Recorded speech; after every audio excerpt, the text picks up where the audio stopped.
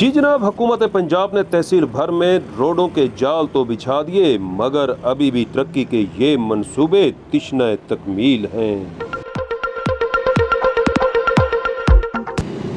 कहीं नाकिस मटीरियल की चीखो पुकार तो कहीं काम नामुकम्मल छोड़ दिए जाने का वावेला भी जारी है।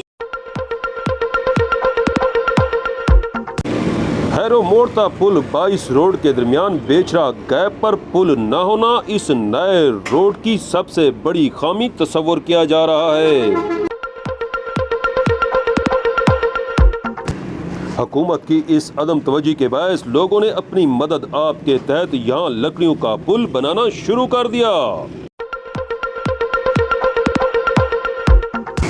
मीडिया से गुफ्तगू करते हुए यहाँ के मकीनों का कहना था कि यहाँ पुल न होने की वजह से आमदो रफ्त में शदीद मसाइल का सामना रहता है।